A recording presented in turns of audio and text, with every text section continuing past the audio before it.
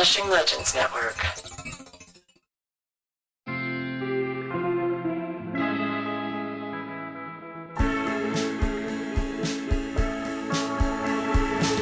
Welcome back, everybody. I hope your summer is going great, but let's be serious. This is the last day of July, which means we are deep into the countdown to Halloween. But before Halloween, to get you ready for Halloween, I'm excited to announce Richard Hatem's Paranormal Bookshelf Live Tour, the Light in the Dark Tour 2026. Okay, grab your pencils and your small spiral-bound drugstore notebooks. Grab your shale and soapstone pencils and your seance slates. Your glass and alphabet. Get your Panasonic DR60 tape recorders out and make note of the following information. Our tour will debut in Toronto, Ontario, Canada on Sunday, September 13th at 7 p.m. at the legendary Storm Crow Manor in Toronto. And special thanks to Suzanne K. and Jennifer P. for helping us out for months to get this all set up. And thanks also to Trish D., who is always such a great fan of the show, and for her constant support and suggestions. Once again, we're going to be at Storm Crow Manor on Sunday, September 13th. Now, if you don't know Storm Crow Manor, you should. It is the coolest spot in Toronto. It's Toronto's geekiest bar.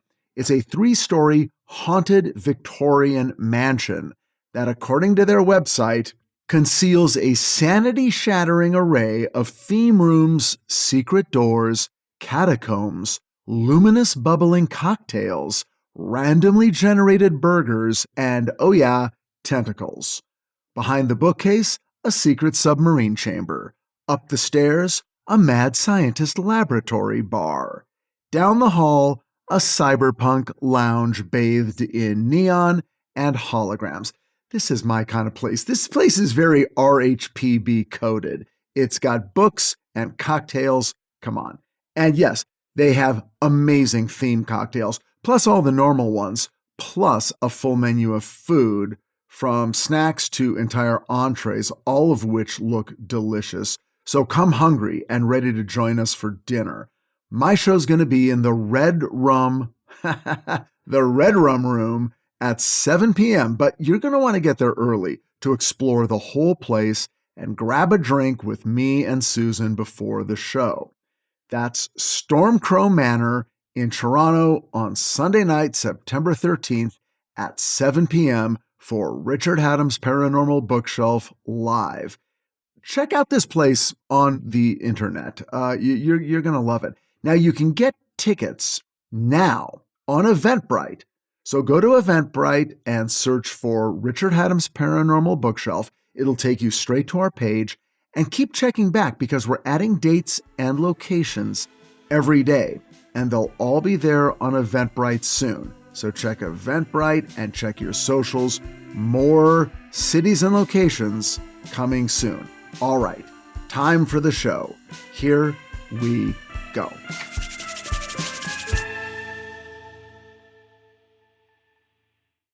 The Paranormal Ranger by Stanley Milford, Jr.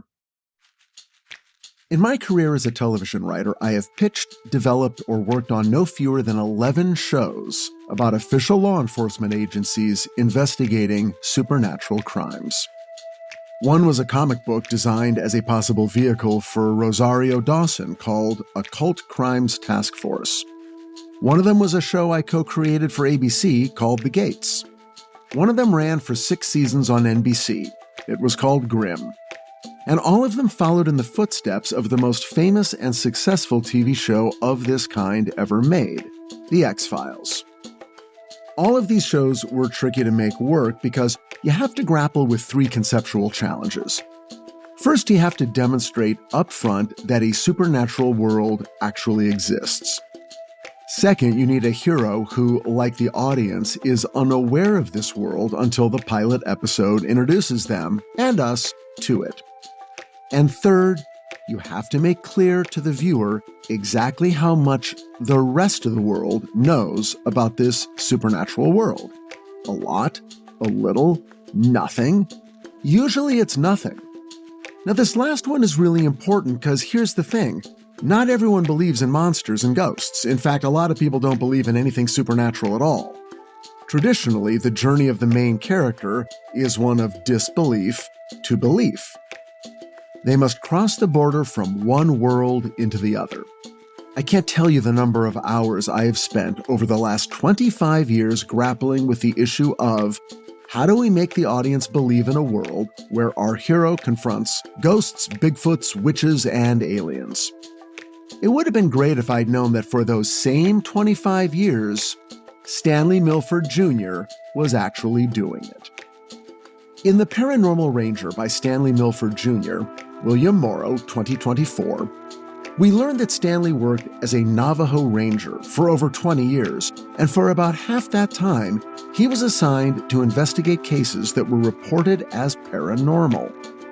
In his jurisdiction, the roughly 27,000 square miles that makes up the Navajo Nation, his official role as Paranormal Ranger was to, quote, listen to people, take their concerns seriously, and investigate their cases just as carefully as any other. Sounds like Fox Mulder to me. Now, if I was writing Stanley's life as a TV show, I'd probably start him out as a total skeptic. Have him grow up in New York City, barely aware of his Native American heritage.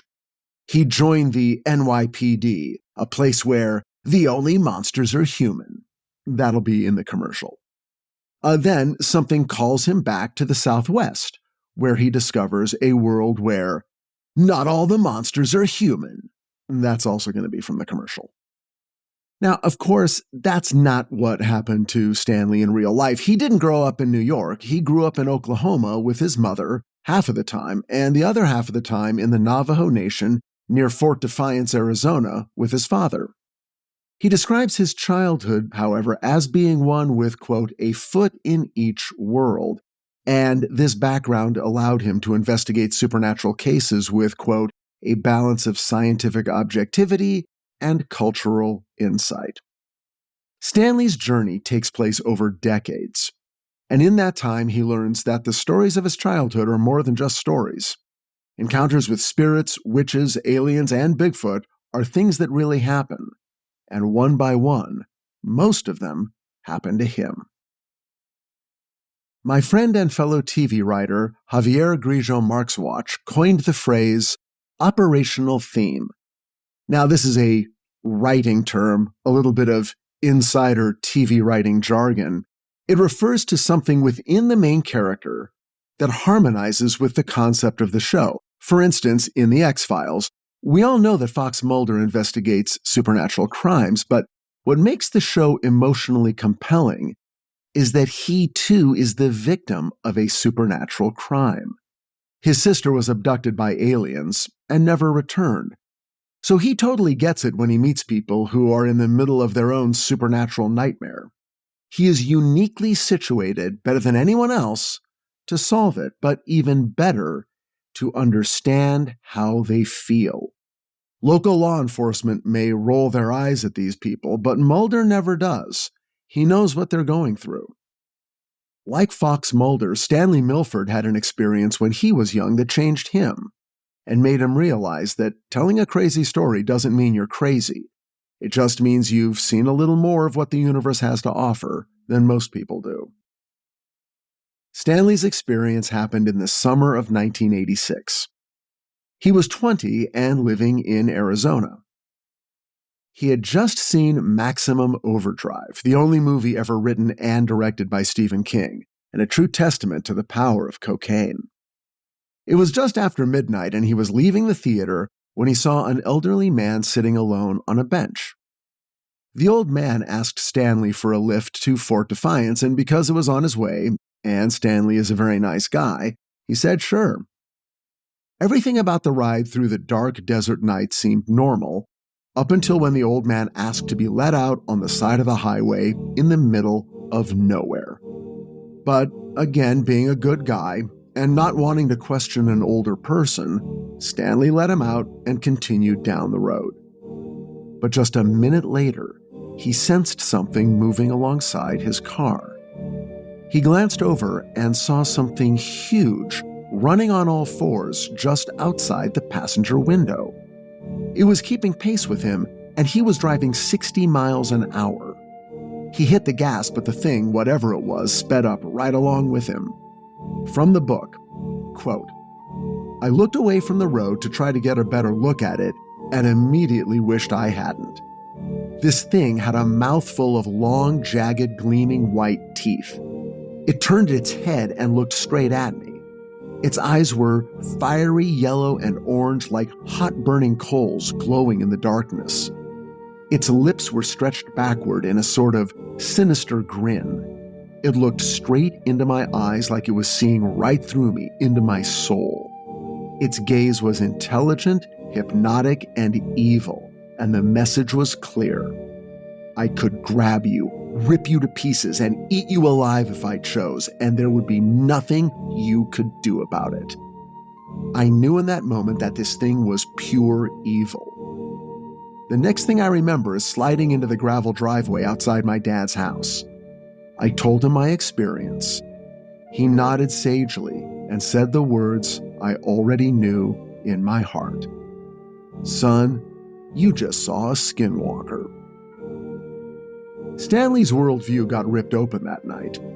All the stories he had been told his whole life about Bigfoot and ghosts and UFOs, and yes, skinwalkers, suddenly took on a whole new meaning. These weren't just stories anymore. These things were real. He felt scared and confused. And he also felt deeply grateful that his father didn't mock him or shrug off what he was saying. He had just entered a club, the club of people who have experienced deeply fucked up things. And whether he liked it or not, and he didn't, there was no going back. From then on, whenever someone told him a story about the strange, unbelievable, impossible thing that they experienced, he would say to himself, my story's real. What if theirs is too? In the fall of 1979, I was 13 years old. I was in the 8th grade, and I had my routine down pat. I'd get home from school by 3. I'd take a roll of Pillsbury canned biscuits, crack it open against the counter, and lay out the 12 disc-shaped dough blobs on a cookie sheet. Then I'd top each one with pizza sauce and shredded cheese and cook them in the oven for about 15 minutes so they'd be ready at 3:30 when the Rockford Files came on. These episodes were syndicated reruns in the afternoons, but I discovered the show in primetime over the summer. It was one of the shows I'd watch on Friday nights that would help me stay up until 11:30 when reruns of Kolchak the Night Stalker aired on something that called itself the CBS Late Movie. It was hard for me to stay awake until 11:30, but for Kolchak, I'd do it. I'd force myself.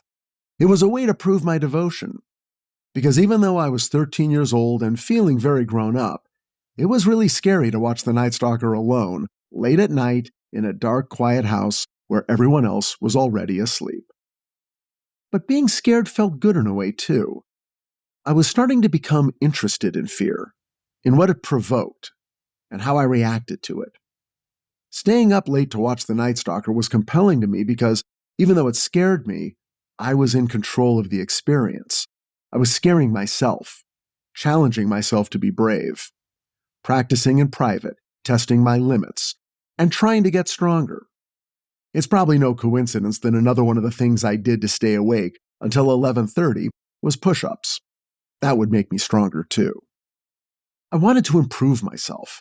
I was in a hurry to become whoever it was that I was going to be.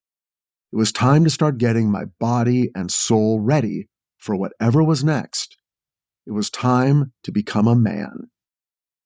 But back to my mini pizzas. I would cook this snack for myself every day, and then I'd eat it while watching the Rockford Files. This was by far the best part of my day. The Rockford Files made me feel brave too, but in a different way from the Night Stalker. Rockford felt more real. In fact, to me, it felt like a documentary about being an adult in Los Angeles. I too would most likely live in a trailer by the beach and solve crimes. I loved Jim Rockford. I loved him because he was smart, but also funny. and instinctually brave when he had to be. But he didn't lead with that. He didn't think of himself as brave. In fact, quite the opposite. Jim Rockford tried to avoid trouble and conflict whenever he could. But when it happened, he could handle it. Every day I woke up desperately hoping to avoid trouble too. But it was because I felt like I couldn't handle it. Maybe by watching the Rockford Files, really watching it, studying it, I could learn to be like Jim Rockford. Every day I would ask myself, what would Jim Rockford do?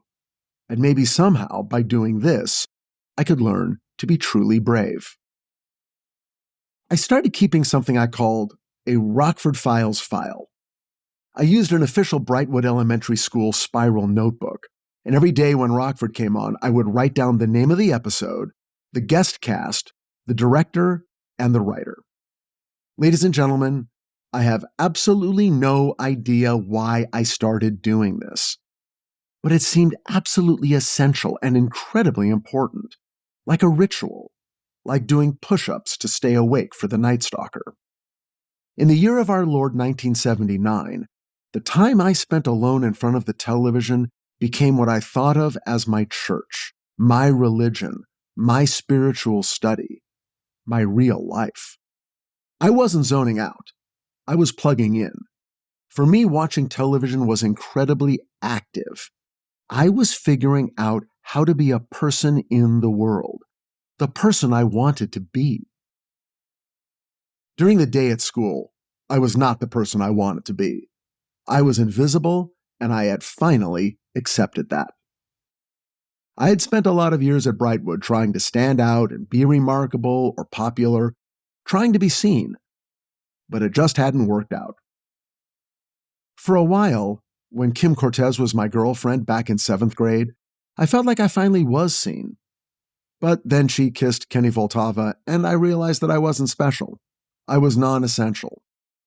Now I was in the 8th grade, and for some reason that year, there was a new district-wide PE curriculum which separated the boys from the girls, at least for a while. The boys would spend the next 6 weeks playing touch football under the hot sun on cracked asphalt. I have no idea where the girls went.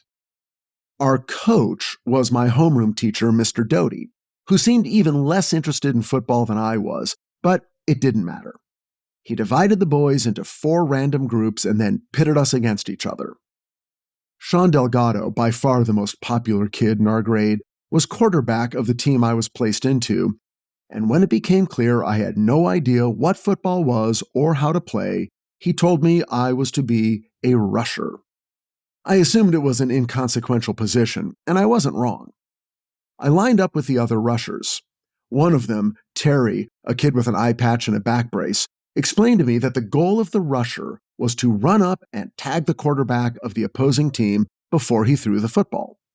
But there would be a defensive line protecting the quarterback, blocking these efforts. Fine, whatever.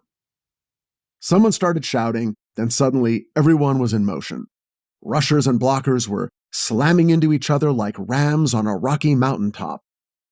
By the way, does that sentence alone prove why I was terrible at sports? Suddenly, Neil Shambaugh, the other team's quarterback, moved right in front of me, his arm up, ready to throw, and I just ran up and tagged him.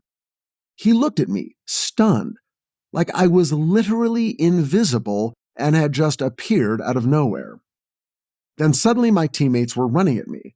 I assumed they were going to beat the shit out of me because I'd done something wrong, but they all seemed happy, like really happy. They slapped me on the back, but in a friendly way. I'd seen things like this happen on TV, but I had no idea what it felt like in real life.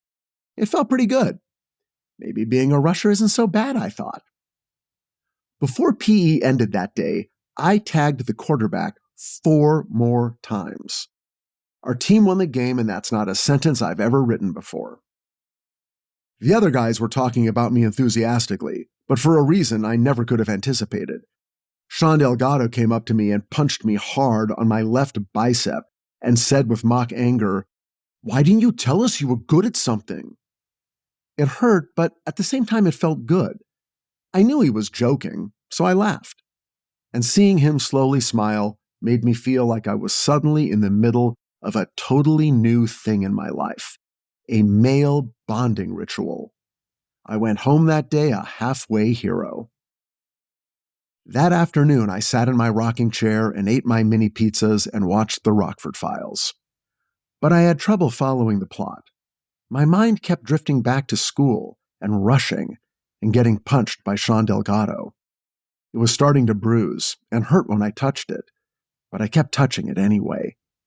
Even more than making out with Kim Cortez, I was finally feeling what it felt like to become a man.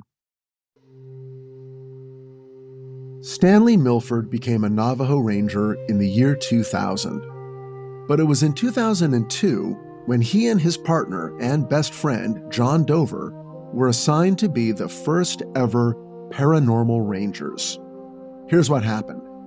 There'd been a complaint against the department by an elderly woman from the Chuska Mountains who had reported that she had seen a Bigfoot-like creature step into her sheep corral and walk off with one of her sheep. But the responding officers hadn't taken her seriously. Chief Butler, head of the Navajo Rangers, called a meeting, and he wasn't happy. His reputation was stern and no nonsense. So no one dared laugh when he announced that from now on, reports like this were going to be, quote, investigated properly. And then he pointed at Stanley and his partner John and said, "You two guys are going to oversee these cases." What's fascinating is that Stanley instantly agreed. He somehow knew that he was uniquely suited to investigate these cases, not because of any belief he had in the paranormal necessarily, but rather because of the part of himself that was raised outside the Navajo culture. You see, many of his peers mocked the idea of the supernatural on the surface, but inside held to a deep and unshakable taboo that was instilled in them since childhood. In fact, it won't be hard to understand that it was these taboos that produced the mocking. Anything to hold the devil at arm's length. They believed that the best way to avoid trouble with the supernatural was to avoid any talk or acknowledgement of the supernatural at all. But Stanley didn't have these deep-seated biases. On the one hand, he suspected that paranormal events were possible based on his own lived experience. But he didn't fear that his mortal soul was endangered simply by engaging with the idea that such things might exist. Plus, Stanley had another reason to welcome this new assignment. From the book, quote, "I loved the 1970s TV show Kolchak the Night Stalker, which was about a reporter who investigated crimes with supernatural causes. This assignment felt like getting to step into Kolchak's shoes. Well, my God, who wouldn't love that? I knew there was a reason I loved this guy." Anyway, Stanley and John drove up into the Chuska Mountains to interview the old woman who had seen Bigfoot. They searched her property, but it had been a couple of weeks since the initial complaint, and there was no physical evidence of any kind. But the next night, Stanley returned to let the woman know he would be on her property throughout the night conducting surveillance to see if there was anything more he could find. Who knows? Maybe Bigfoot would come back. So, Stanley spends the night in his patrol car overlooking the property. He conducts foot patrols every hour, going deeper and deeper into the woods, and freaks himself out pretty good thinking about a movie he saw as a child called The Legend of Boggy Creek, which, if you haven't seen it, you should. Nothing turns up that night, but for Stanley, it was not wasted time. Quote, "One thing that did come from the Chuska Mountain Bigfoot case was that it set the tone for many other paranormal cases to come. I learned to listen to my gut instincts, my sixth sense. The outcome of this case helped me realize that unlike typical law enforcement cases, many times there would be no recovery of lost property or even clear evidence of a violation or infringement. I mean, it wasn't like we could put Bigfoot in handcuffs and read him his Miranda rights. Although that would be awesome." He continues, quote, "In many cases, the important thing was going to boil down to the manner of communication of the officers and the act of a timely response to the scene that showed the victim in a very clear and overt way that the Navajo Rangers did care about the people we served." Stanley later says he was glad they didn't find anything. After all, the assignment was brand new. The Paranormal Rangers had only existed for a few days. He wondered how he would react if he ever did come face to face with the supernatural. He wouldn't have to wonder long. By the next football game, they were on to me. I was still a rusher, but now I had a man assigned to me, Billy Shin, who I'd known since second grade. He'd shot up over the past year and now stood 4 inches taller than me and outweighed me by at least 15 pounds. I managed to slither past him a couple of times, but I didn't tag the quarterback even once, and we lost the game. I assumed everyone would blame me, but for some reason they didn't. No one seemed to care about me specifically, one way or the other. I slowly began to understand this feeling as being on a team. I'd been on teams before, of course, but the difference now was that I was trying. I was invested in winning, not just for myself, but on behalf of something larger. And the fact was, actually playing football was becoming beside the point anyway, because now I was inside a group from which I had always been excluded. The sports guys. Sean Delgado, John DeGeorge, Billy Shin, Neil Shambaugh, Kenny Voltava, Eddie and Adrian Rojas, and a new kid, a giant blonde Swedish guy named Scott Svensson. Scott was valued for his size and ferocity and little else. He was what we'd now call bipolar, either screaming with laughter or screaming with rage, and almost no middle ground in between. In a weird way, his presence secured my place within the group. He was the one even Sean held at arm's distance. Scott made people uncomfortable. He was tolerated, but mostly you just hoped he'd go away. I had almost every class with Sean Delgado, so we drifted from room to room and sat together, and the day became one long hangout. I had always been the funny one, but now Sean seemed to not only respect my sense of humor, but revealed one of his own. The word indubitably became our constant punchline, always spoken with reverence and with one index finger held in the air. If one of us answered a question in Mr. Doty's class, the other would raise their hand, get called on, and simply say with the utmost seriousness, "Indubitably." This was roundly acknowledged by all 8th graders as the funniest thing in the world. And the fact that it was Sean Delgado and I doing this, people caught on fast that we were friends, or more to the point that he was allowing me to be his friend, and this unlikely partnership did not go unnoticed. Mr. Doty would see us walking into class and announce, "Well, here comes Fonzie and Richie." We hated it, but he wasn't far off. Sean was the cool, dangerous one, and I was the innocent, nice guy. But somehow it worked.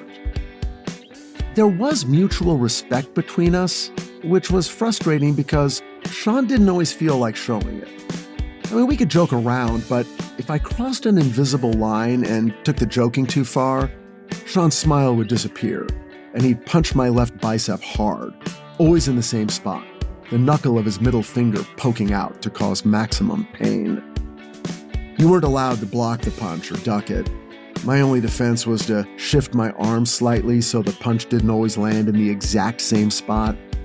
I had a permanent spreading bruise on my left arm. Once I tried to punch his arm in return, but as I was rearing back, he just stood there unmoving and said, "Don't start something you can't finish." His threat was so genuine, it scared me. And once I was scared, he'd grin and hoot and make my fear the new focus of all the jokes. But in the middle of it all, I was never ignored and I was never told to leave. So I remained on the inside, and the inside was where I wanted to be. Anything was better than the outside.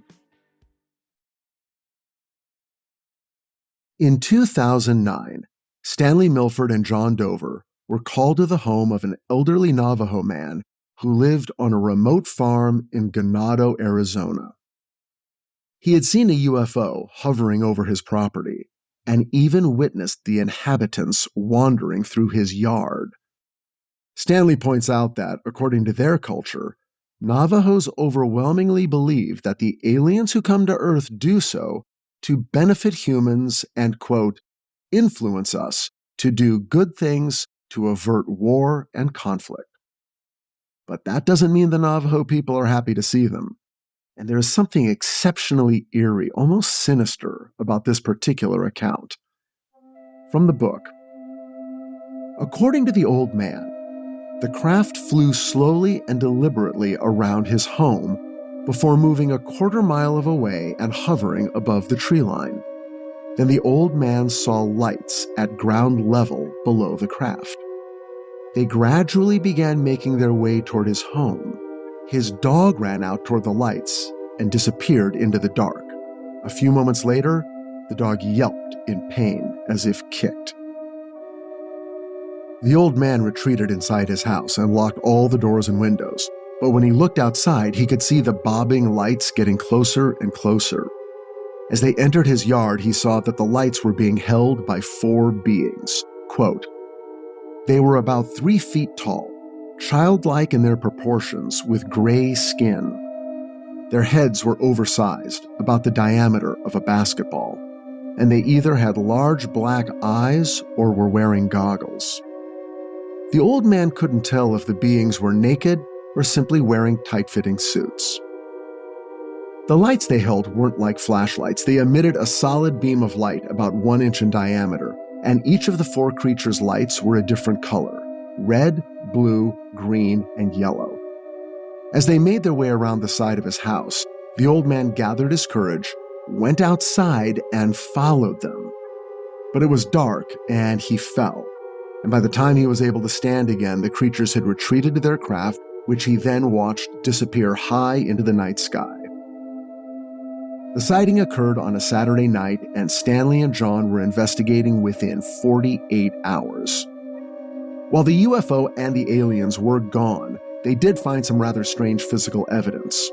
Circular tracks that led from the woods where the UFO was seen all the way to the old man's home in exactly the path the lights had traveled. Stanley and John simply could not come up with a natural explanation for what could have made the strange circular tracks. This was not the first UFO encounter that Stanley and John investigated. In the years since the Paranormal Rangers had gone into business, there had been dozens, as well as more reports of Bigfoot sightings and even skinwalkers. By this time, Stanley was beginning to develop a theory, which will be familiar to all of you if you've ever read anything by John Keel or listened to more than 2 episodes of Astonishing Legends.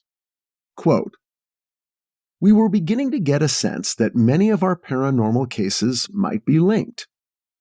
Perhaps, I thought, UFOs are interdimensional crafts. Rather than traveling through space, these beings are using dimensions as a means of getting from one place to another. This might also account for the sudden appearance and disappearance of creatures like Bigfoot. Yup, everything is connected. And like John Keel, Stanley was about to become the focus of the phenomenon he was observing. A few weeks later, the rumors started, and it spread across the 8th grade fast. A bunch of guys at Highlands, our rival elementary school, had been talking shit about us. There was going to be a fight Friday after school at Sequoia Park, and Sean Delgado made it clear I was expected to be there. This was all news to me. I was unaware that we were rivals with Highlands, especially considering that our schools had no official contact of any kind. I was unaware that they'd been talking shit about us. It was unclear why they would, or how any of us would even know if they did. But a fight? That wasn't unthinkable. There had already been what the district was calling mob fights. Groups of 12 to 20 kids all suddenly going at it. It had happened in the last month at both Repetto Elementary and Inez. Now, it had apparently evolved into a new thing, a school-against-school fight, the next logical step. Either way, it didn't matter. I was in. Of course, I didn't really have a choice. and I was terrified. But if Sean and John DeGeorge and the Rojas twins and Kenny and Billy and Neil and probably a bunch of other guys from Brightwood were going to be there, then I had to be there too. After all, what would Jim Rockford do? He'd back up his friends, that's what. It felt like football again, only way worse because people were going to be attacking each other in unsupervised rage. This was going to be a problem for me, because although I had rage, it was completely supervised and inaccessible to me. But my new friends seemed to have rage bubbling below the surface at all times, just waiting for a chance to boil over. I thought about Scott Svensson. That guy was no joke. He scared people. He was like an unexploded bomb. He might kill a guy. Did Highlands have a guy like Scott? Did they have a bunch of them? Were they all like Scott? I watched the Rockford Files extra close that week, looking for pointers. In one episode, Jim casually lit a cigarette, then flicked it into a guy's face and sucker punched him. It was so cool. I thought this move could work for me, but I didn't have ready access to any cigarettes. Maybe at the fight I could flick something else into someone's face. I looked around the house, but after half an hour, the only things I found that might work were a deck of cards and some grapes. It was unclear to me how or why I'd be holding playing cards or a handful of grapes at a fist fight, so I put the idea on hold for now. All day Friday, the fight was all anyone talked about. Sean reiterated to me that if I didn't show up, he'd come to my house and beat the shit out of me himself. And I only lived 5 houses down from Sequoia Park, so this seemed like a real possibility. But his threats were unnecessary. As much as I really, truly did not want to go to this fight, I knew there was no way I'd let my new friends down. I was afraid in a way that was new to me, afraid of actual physical conflict. I imagined this is how it felt to be in a war. I felt like I was being fed into a machine. There was no way I could avoid it. I felt like I was going to die. I told my mom I was meeting some friends up at the park. "What about your pizzas?" she said. "You're going to miss Rockford." I wanted to cry.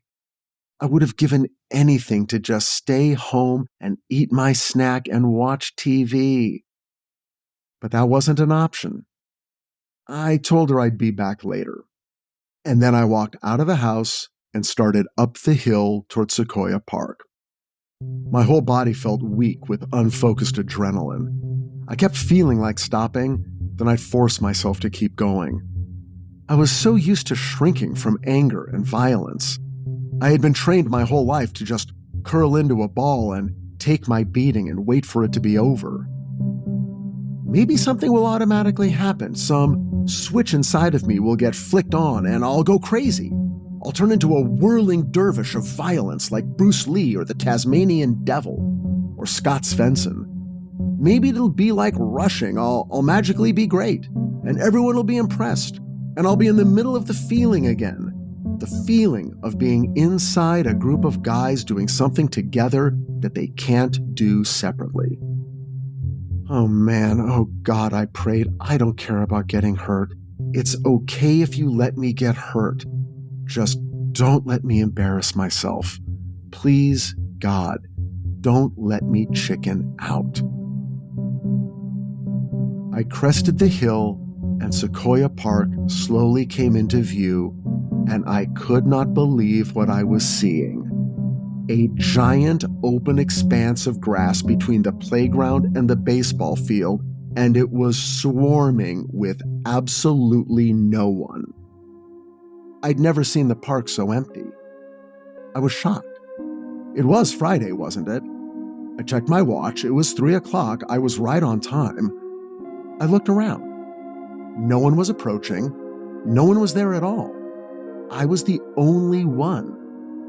And the conclusion I came to, the only one that made any sort of sense to me at the time, was this. Everyone else has chickened out. Out of all the boys at both schools, every single one of them has chickened out except for me. I didn't care that they'd chickened out. I was glad they had. Now I didn't have to fight anyone. But I had shown up.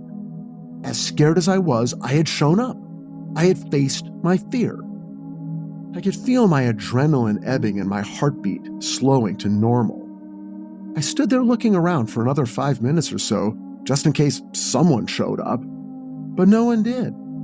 So I walked back down the hill to my house and made my pizzas and watched the Rockford Files and felt more relieved than I ever had in my life.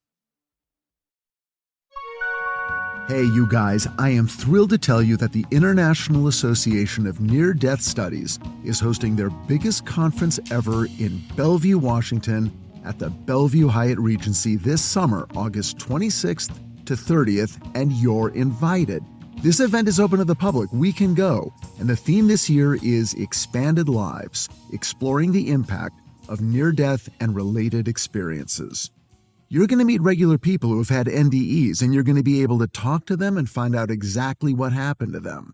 They're going to have guest speakers like Dr. Eben Alexander, author of the best-selling book Proof of Heaven, Betty Eady, author of the best-selling book Embraced by the Light, and Anita Moorjani, author of Dying to Be Me. She has one of the most amazing near-death experience stories I've ever heard. There's even going to be a screening of a new movie, a documentary, about NDE researcher Kenneth Ring, who wrote the book The Omega Project. He's a total legend. Here's what you have to do. Go to ians.org. That's IANDS.org. Click through to events, register, and get an early bird discount. That's IANDS.org. Look, there's going to be an exhibit hall. There's going to be a bookstore. You heard me, a bookstore. There's even going to be parties. Have you ever partied with this crowd? It's unreal. Guys, they've had a near-death experience. They're next level. They've died and come back. They have no fear. I guarantee you cannot keep up with these guys. Go to ians.org, that's IANDS.org,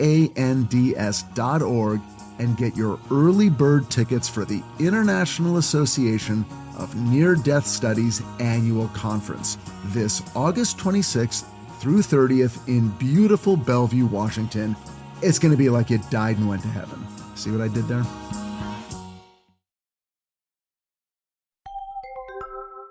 On Monday, no one talked about the fight, or the fact that there wasn't a fight because no one had shown up.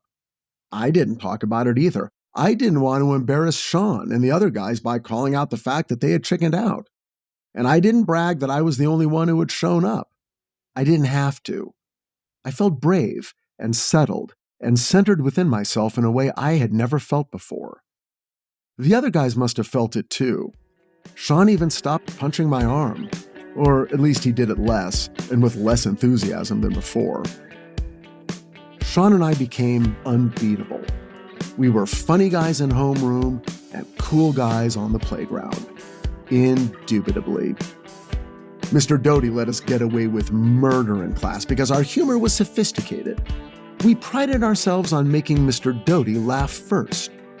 Wildest of all, I even heard there were two different girls with sort of crushes on me.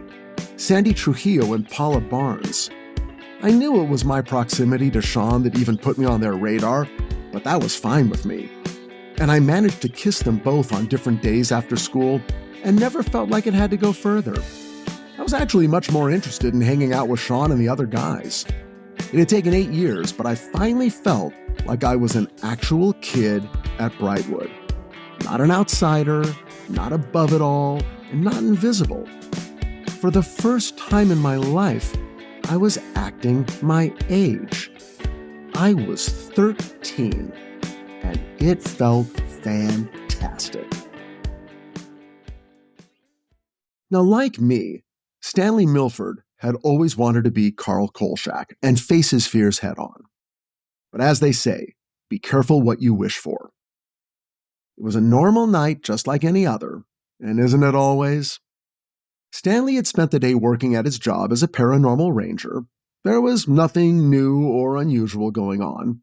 He was single at the time and living alone. And as he climbed into bed and got ready to sleep, the only thing on his mind was the work he had to do tomorrow. Then, in the middle of the night, something happened. Quote, I came fully and instantly awake. It was like being thrown into the deep end of a very cold swimming pool. I blinked against a sudden harsh light. I tried to move my feet, legs, head, hands, fingers, but I couldn't. I was paralyzed. Was he dreaming? Stanley moved his eyes and looked around the room, taking careful note of every single detail that he recognized from the night before. Nope, he wasn't dreaming. He was completely awake. That's when he saw it. Quote, "A figure stood there in front of my closet next to my dresser. It was like the little green men I had read about and seen on TV, only it wasn't green. Its skin was a dull gray. It had the classic large, shiny, black, wet-looking eyes that are commonly described by those who have witnessed extraterrestrials. I thought its eyes looked more like goggles, reflecting the blue lights about the room. I couldn't perceive any ears, nose, or mouth, but it did have a noticeably small protruding chin. Extending downward from bony shoulders, its arms were slender. Its neck and chest were very thin. The chest was maybe just under 12 inches at the widest part. The being stood approximately 4 feet tall." That's when Stanley noticed a horrible odor in the room, something he described as petroleum-like, combined with the smell of something dead or decaying. It was so bad he thought he was going to throw up. He describes the terror as being nearly unbearable. He thought he was going to die. And he was frozen, absolutely unable to defend or protect himself in any way. Then, at the instant the paralysis left him, the entity disappeared. Now I know what you're thinking. This is a classic case of sleep paralysis. That's what I thought. That's what he thought. He leapt out of bed and searched the room for any sign of the intruder. He even grabbed his handgun and held it in front of him as he looked inside his closet and under his bed, and as far as he could tell, there was no physical evidence that anyone or anything had been inside his home. In fact, it wasn't until he was about to get back into bed when he noticed it. There was something wrong with his shirt. It felt strange, like the collar was too high. He felt the tag of his pajamas against his throat. Quote, "I discovered my shirt was inside out and backward. Then I noticed my pajama bottoms were also inside out and backward." Stanley didn't know it at the time, but this was a common occurrence described in the literature of alien abduction. And this, of course, is where all talk of sleep paralysis falls apart. Stanley's mind turned on him, and he began to blame himself. Quote, "I kept asking myself if I had somehow caused this encounter to occur. I wondered if by investigating so many paranormal cases, I had inadvertently opened myself up to larger forces. There was also a lingering feeling of violation and trauma. The experience leaves you mentally, physically, and spiritually broken and violated. You stand there, shaking, embarrassed, alone, eyes wide, traumatized, trying to contemplate what has just happened, questioning why your higher power allowed this to happen to you." This is as close as Stanley ever comes to saying, "I wish to fuck I'd never become a paranormal ranger and just kept my head down and steered clear of all this bullshit." After all, it's one thing to be the person everyone turns to in a time of crisis. It's something else to be the person in crisis yourself. Stanley says he shares the story of his encounter now so that other people who have had a similar experience won't feel crazy, deluded, or misguided. Quote, "I think that hearing the testimony of the elderly Navajo man in Ganado in some ways prepared me for having my own experience with extraterrestrials. Because of his simple witness, I did not doubt myself or the experience. I hope that in some way my testimony here will provide a steadying hand to anyone who may need it." The Friday before spring break, Mr. Doty asked Sean and I to stay after school. I knew we weren't in trouble because A, I hadn't done anything wrong, and B, I had never done anything wrong. Since Sean and I were clearly class leaders and we were more or less co-teaching the homeroom with Mr. Doty, he was probably going to ask for our help with some class project or something. Once everyone was gone, we all sat down. Mr. Doty looked down at the table in front of him. This was odd. Mr. Doty always made eye contact. Finally, he spoke. "We need to talk and we need to get this settled," he said.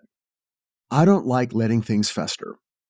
Your behavior over the last month has been outrageous.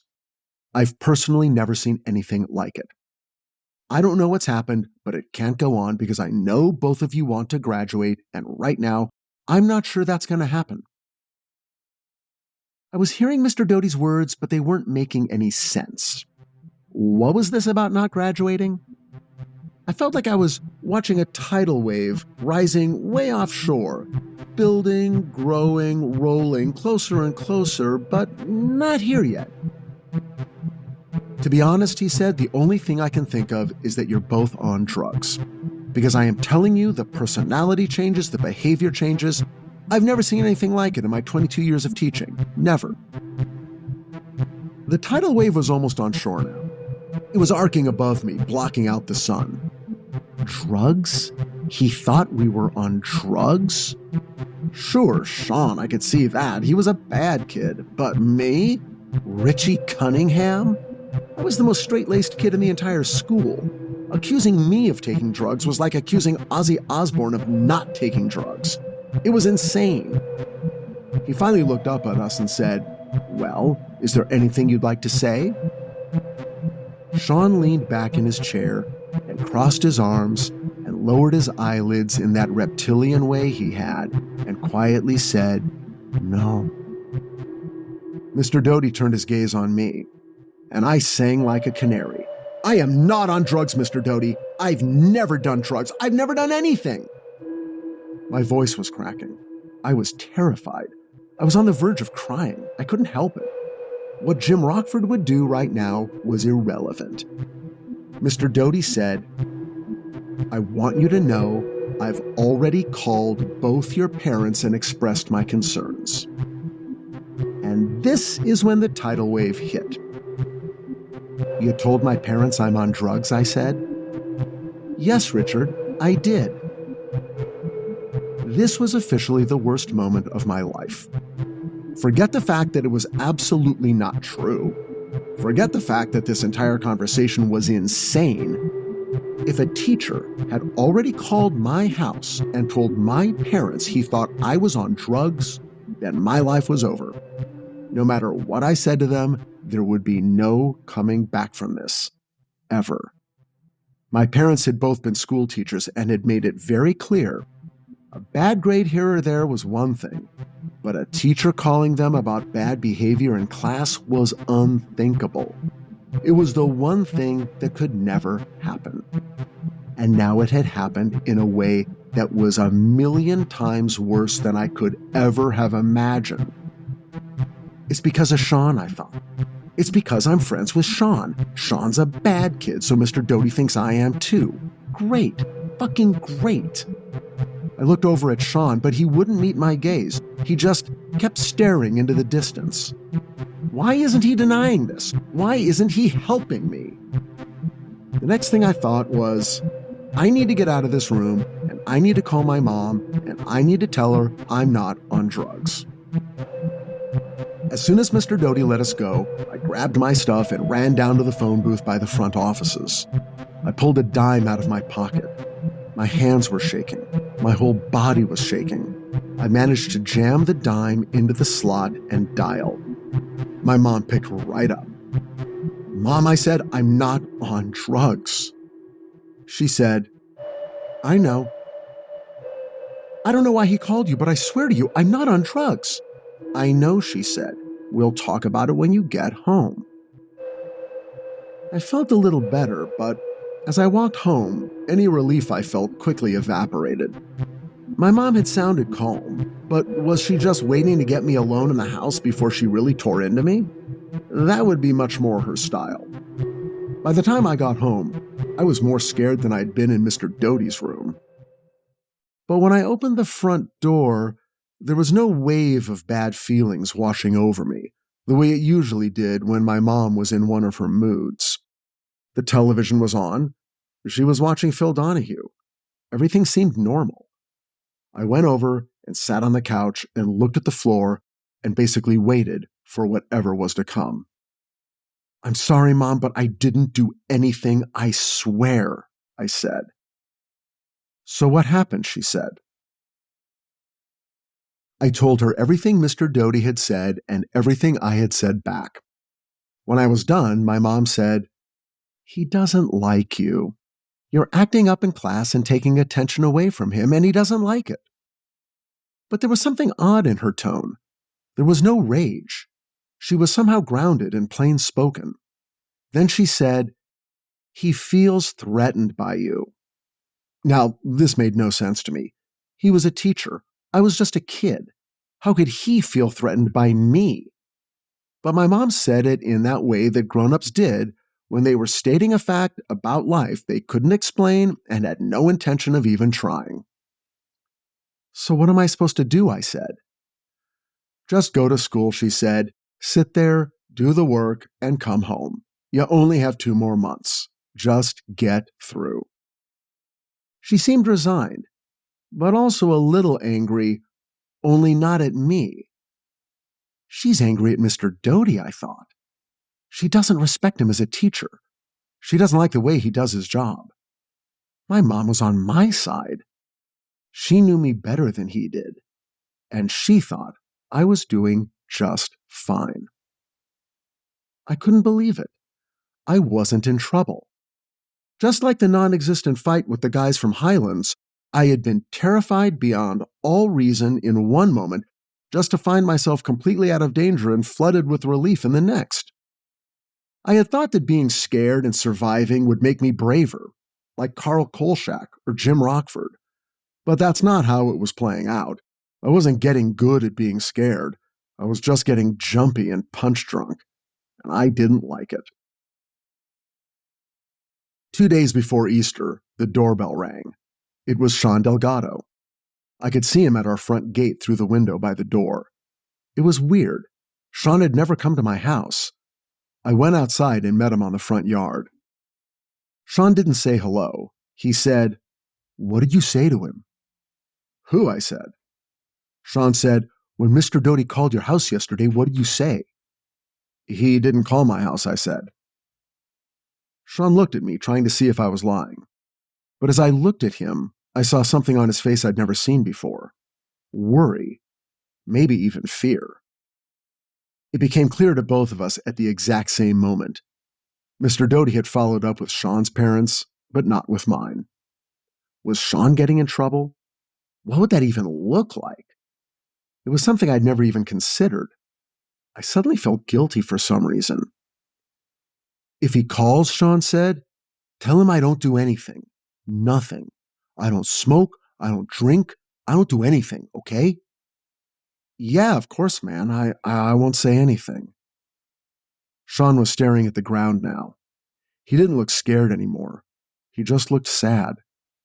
Then he nodded his head and said thanks and turned around and left. I almost wished him a happy Easter, but luckily I stopped myself before doing something so stupid. A lot of you have reached out asking for help with your personal creative projects. Maybe you're writing a TV pilot or a movie. Maybe you're trying your hand at memoir. You want to tell the story of your life, kind of like this podcast. Or maybe it's a novel or a short story or a graphic novel. Whatever it is, go to richardhatem.com and click on Richard Hatem's Writer's Room.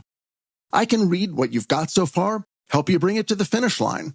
Or I can read a finished script or a story and help you get it into professional shape so you can finally send it out into the world. Go to richardhatem.com, click on Richard Hatem's Writer's Room, and let's get to work.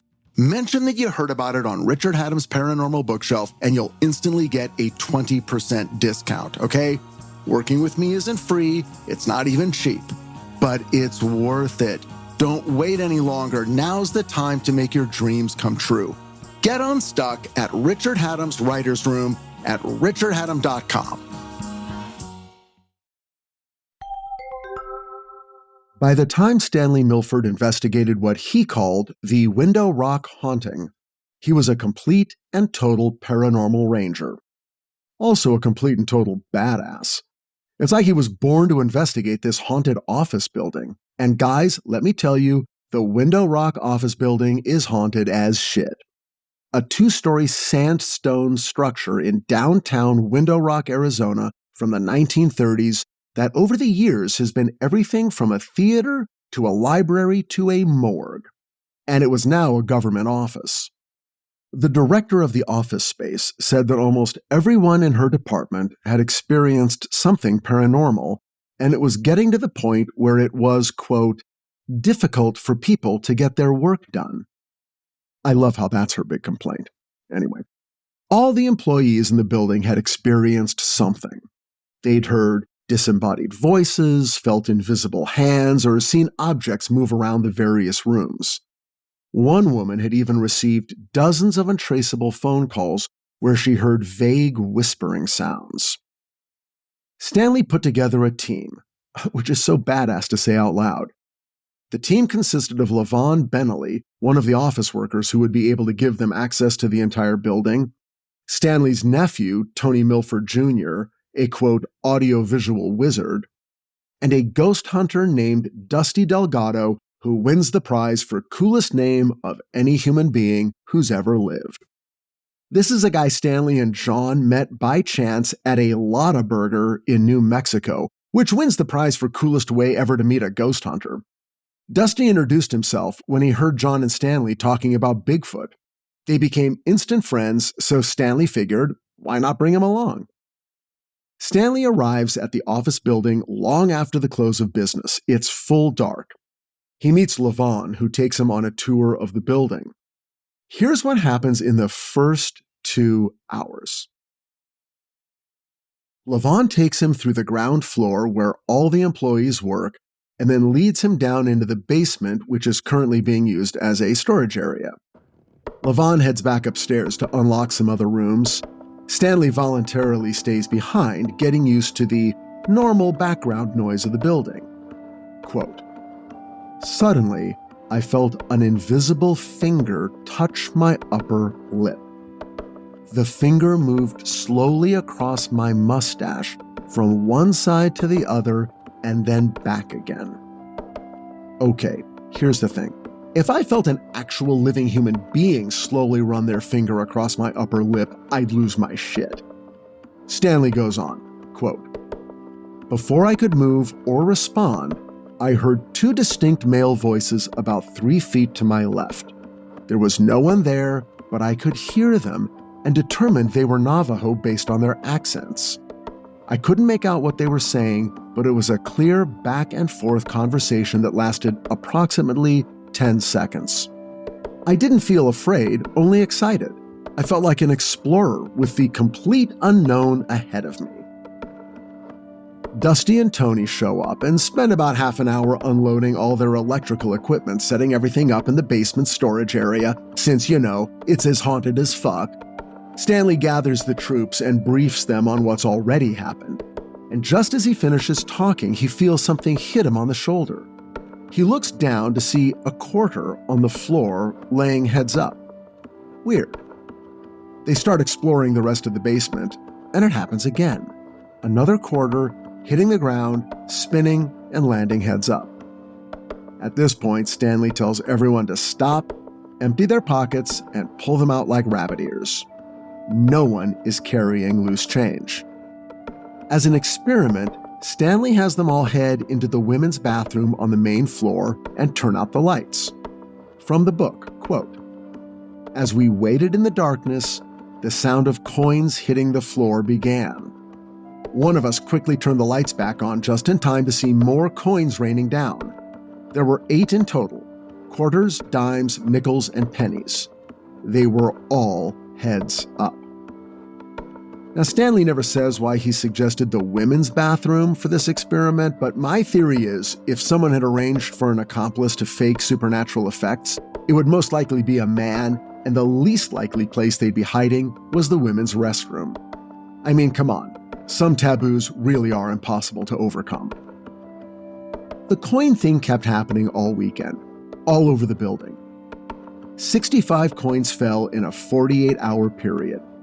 Stanley even saw one fly from just beneath the ceiling all the way across the room and onto the floor, a distance of 30 feet.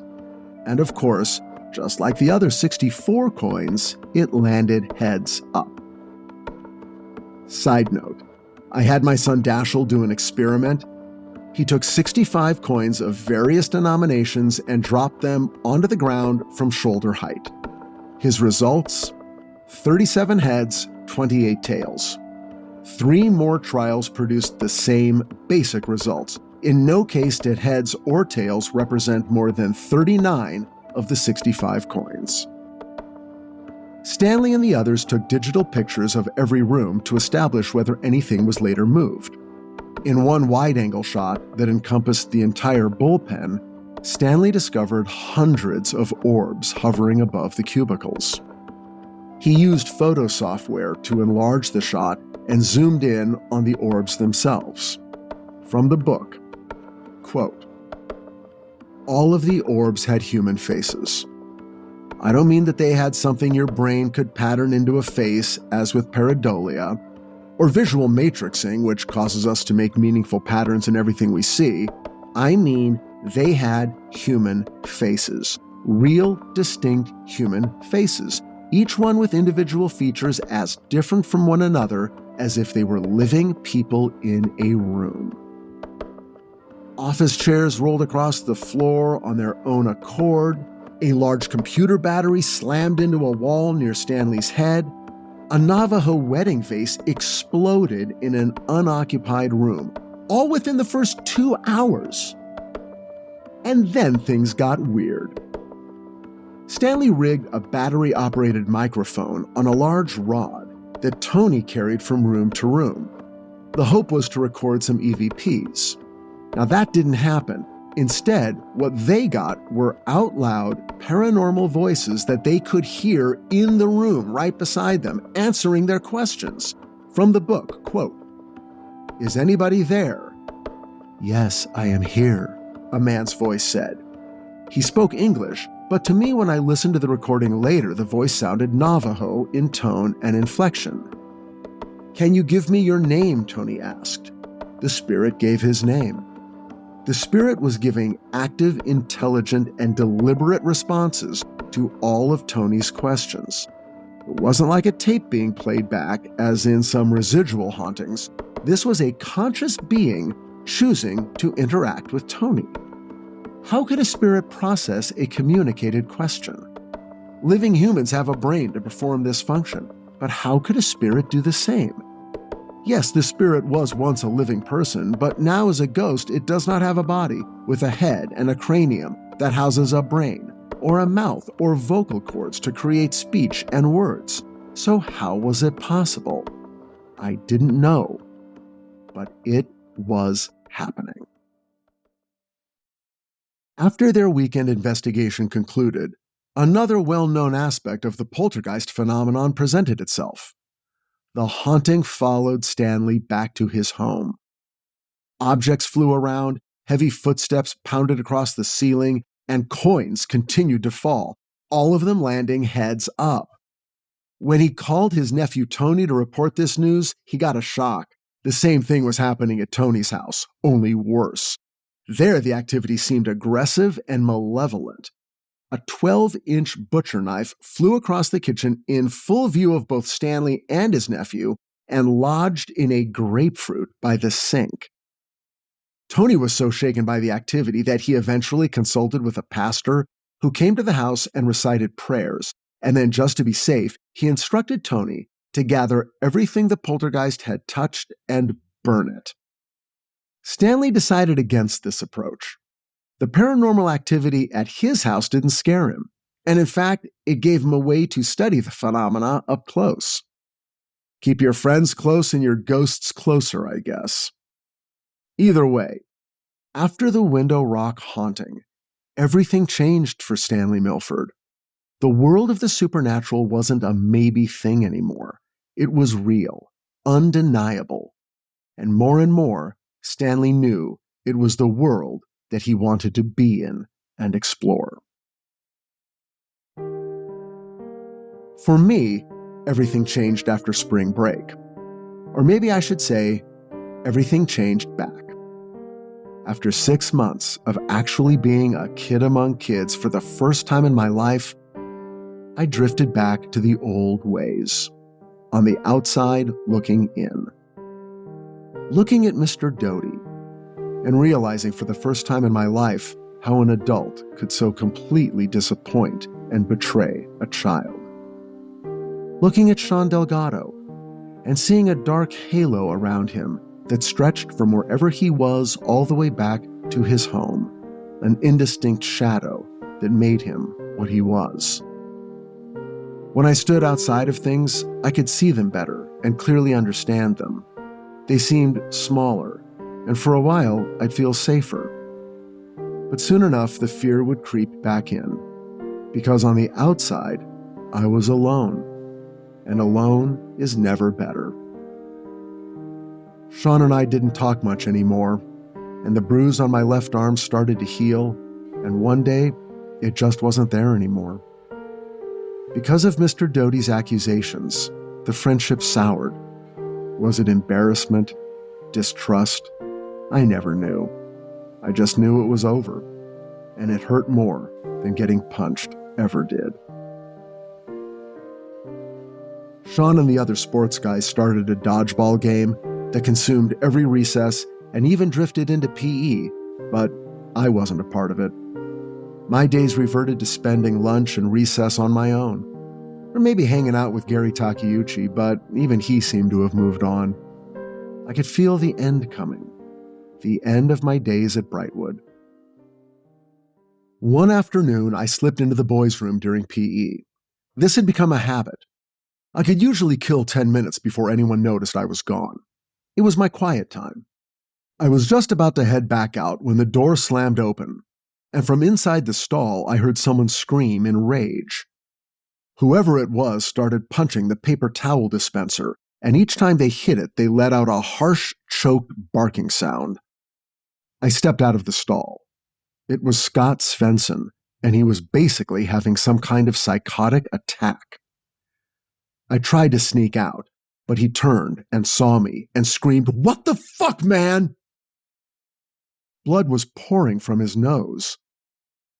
His eyes were red, and it took me a minute to process that he was crying, and the barking sounds I had heard were his sobs. "What the fuck?" He turned away from me and went back to punching the paper towel dispenser until the knuckles on his right hand started to bleed.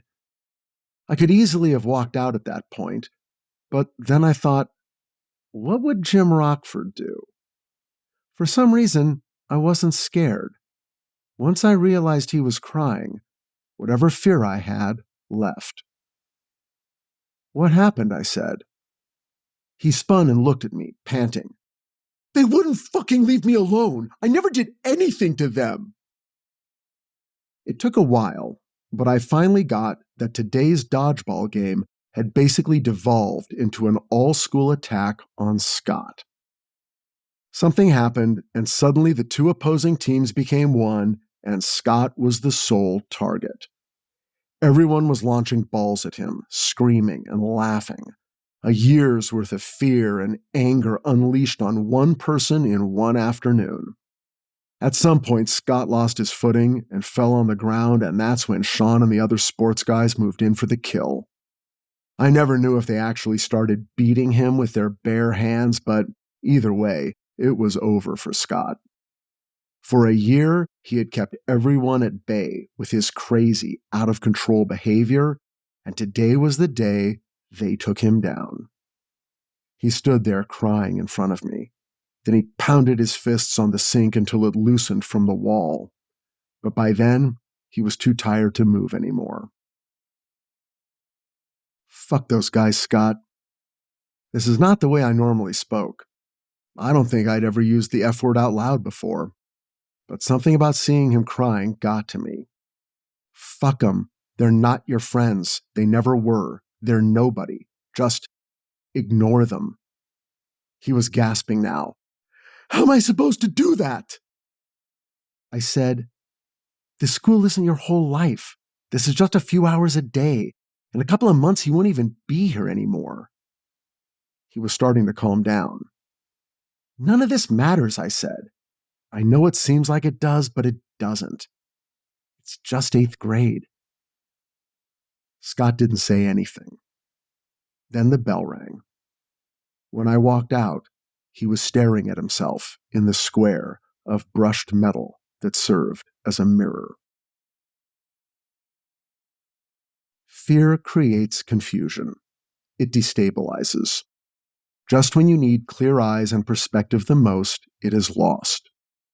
It's hard to fight a fire from inside the burning house. And you can't catch yourself when you're the one falling off the roof. Balance is what you need, or maybe just one stable thing to hold on to. For years, Stanley Milford was the person the residents of the Navajo Nation went to when their problems seemed to emerge from the darkest place they could imagine. Capable, self-reliant people found themselves turning to Stanley when their fears robbed them of forward movement. And for years, Stanley Milford helped them. He stood just far enough inside their world to understand it, but also far enough outside of it to see it clearly and help people face their fears head on. He lived for years in tenuous balance, with one foot in physical reality and the other in paranormal possibility.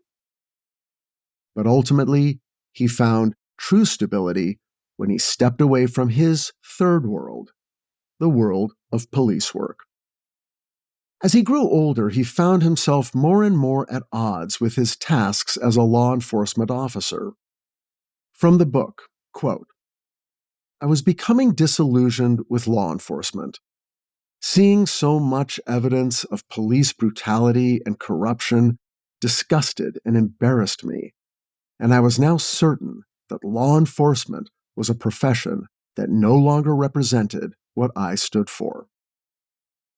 At about the same time, the questions that emerged from his work as a paranormal ranger began to exert a greater pull on him than ever. So this became the path that he followed, bringing the knowledge he gained in the Navajo Nation all over the world, where people were experiencing things they couldn't explain. Quote, the inevitable outcome of learning more about the paranormal is that it expands your view of the world and the universe, of humankind, and even of yourself. My career as a paranormal investigator in many ways is only just beginning, and I'm excited about all the things I don't know yet, the stories I haven't heard, and the people I haven't yet helped. For the rest of the day after my encounter with Scott Svensson in the boys' room, I felt scared and oddly anxious. Everything I'd said to Scott was true, but it applied to me as much as to him. Was I really as alone as he was?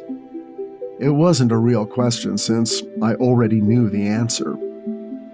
Apart from the past few months, I had always been alone. The only difference between me and Scott was that I knew how to be alone. It was something I had learned from Carl Kolchak and Jim Rockford, and I was good at it. For the last 2 months of school, my body showed up at Brightwood, but my mind was elsewhere. All I cared about was going home, cooking my little pizzas, sitting in my rocking chair, and watching the Rockford Files. At that point, my journal contained over 90 episodes. But now it contained something else, something totally new. On the back pages, I had started making notes about a story I was going to write, about how Jim Rockford and his friend Angel Martin met as cellmates and did some kind of con job together in prison. I never ended up writing it, but that was okay, because I discovered that the simple act of thinking about writing made me feel good.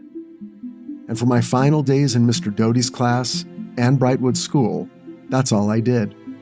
I looked out the window and thought about writing. Thinking about writing became an essential preparatory step to actually writing. But that was years later. In June of 1980, I graduated 8th grade, and all of the people who crowded my days that year and my whole career at Brightwood, well, most of them, including Sean Delgado, I never saw again. Meanwhile, I had learned to live my life with a foot in two worlds. The real world, and the one I had created inside my imagination. Because I figured if I was never completely inside my real life, I could never really be hurt. If a part of me, the real, true part of me, was in a world of my own creation, I would always, always be safe. Thank you for joining me on Richard Hatem's Paranormal Bookshelf.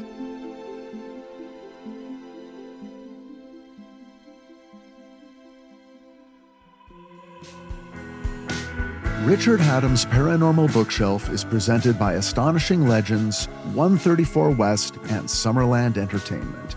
Executive producers Scott Philbrook, Forrest Burgess, and Susan Lambert. Our associate producers are Tess Feifel, Sailor Franklin, and Harrison Marks. Our sound designer, editor, and engineer is Kevin Ducey. Artwork is by Tommy Beaver, our website is by Kayla Lord, and our music, as always, is by Nima Kazaruni. Please join us next time as we explore the world of children who remember past lives with Jim B. Tucker's Return to Life. Until then, be safe and be well, find the light in the dark, and we'll see you again soon.